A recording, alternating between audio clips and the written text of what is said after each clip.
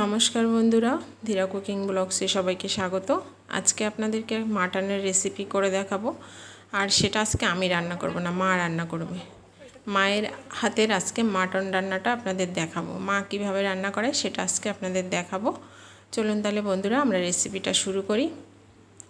মাটনটা খুব ভালো করে ধুয়ে নিয়েছি, খাসির মাংস আর কি। এবার আমি খাসির মাংসটা ম্যারিনেট করে নেব।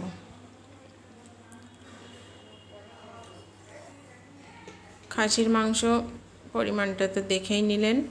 দিয়ে দিলাম পরিমাণ মতো হলুদ গুঁড়ো, স্বাদ মতো নুন, আর এতে রয়েছে আদা বাটা, জিরে বাটা, শুকনো লঙ্কা বাটা।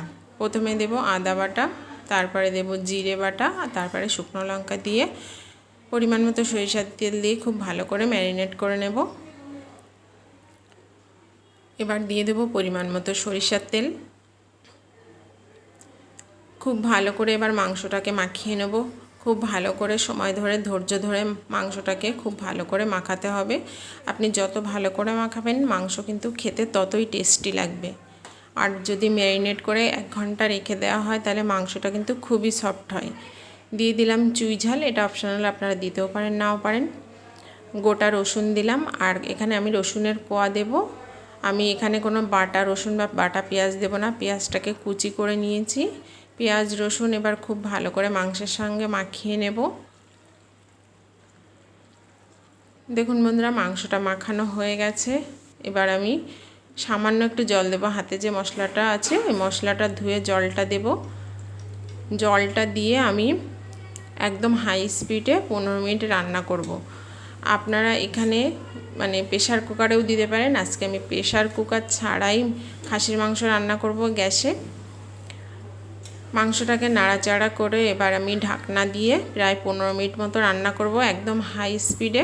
আর এদিকে আমি একটা মশলা করছি, গোটা গরম মশলা আর গোটা জিরে ভাজা করে গুঁড়ো করে নেব। এই মশলাটা আমি মাংসে ইউজ করব। 15 মিনিট পরে আপনাদের ঢাকনা খুলে দেখিয়ে দিই। দেখুন বন্ধুরা, মাংস কিন্তু অনেকটাই সেদ্ধ হয়ে এসেছে। এখন আমি একদম ফুল স্পিডে আর রান্না করব না, মিডিয়াম টু লো আঁচে রান্না করব। আর এই জলটা শুকানো অবধি খুব ভালো করে কষাবো। তারপরে কিন্তু কষিয়ে নেব, মাংস থেকে তেল ছাড়বে সেই অবধি কষাবো। যত ভালো করে মাংস কষানো হবে তত কিন্তু খেতে ভালো লাগবে। একটু টাইম লাগবে, প্রেশারে দিলে তো অল্প সময়ে হয়ে যাবে। মাংসটাকে খুব ভালো করে নাড়াচাড়া করে দিতে হবে যাতে তলে না লেগে যায়। দেখুন বন্ধুরা, অনেকটাই কিন্তু কষানো হয়ে এসেছে, ঝোলও অনেকটাই কমে গেছে। এভাবে একটু ধৈর্য ধরে কষাতে হবে। মাংসে কিন্তু তেল ছেড়ে দিয়েছে, দেখেই বুঝতে পারছেন। তবে আরও কষাতে হবে যতক্ষণ না ঝোলটা শুকাবে। এবার আমি আলু দিয়ে দিলাম। এখানে কিন্তু অপশনাল, আলুটা আপনারা দিতেও পারেন নাও পারেন। আর মাংসটাকে খুব ভালো করে কষাতে হবে, বারবার বলছি। প্রেশারে দিলে তো এত কষানো লাগে না। মাংসটা দেখুন বন্ধুরা কষানো হয়ে গেছে। এবার আমি পরিমাণ মতো গরম জল দেব। এখানে গরম জল দিলে মাংসটা খুব তাড়াতাড়ি আরও রান্না হয়ে যাবে, আর খেতেও কিন্তু অনেক সুন্দর লাগবে। ঠান্ডা জল দিলে মাংসের যে টেস্টটা হয়, গরম জল দিলে মাংসের স্বাদটা আরও দ্বিগুণ বেড়ে যায়। পরিমাণ মতো জল দিয়ে দিলাম। এবার তরকারিটা হতে দেব মাংসটা দেখুন আস্তে আস্তে ফুটে উঠছে। আমি কিন্তু এখানে ঢাকনা দিয়ে রান্না করব না। মাংসের ঝোলটা খুব ভালোভাবে ফুটে উঠেছে। আর এখানে আমি কিন্তু মিডিয়াম টু লো আঁচে রান্না করছি, একদম ফুল স্পিডে আমি কিন্তু রান্না করছি না। গ্যাসের ফ্লেমটাকে আমি মিডিয়াম টু লো আঁচে রেখে দিয়েছি। দেখুন বন্ধুরা, মাংস কিন্তু প্রায় হয়ে এসেছে। আর যতক্ষণ রান্না হচ্ছে ততক্ষণ তো দেখানো সম্ভব না, কিছু কিছু অংশ দেখাতে হয়। যেটা দেখালে আপনারা বুঝতে পারবেন সেই অংশগুলো আপনাদেরকে দেখানো হয়। মাংসটা কিন্তু হয়ে এসেছে।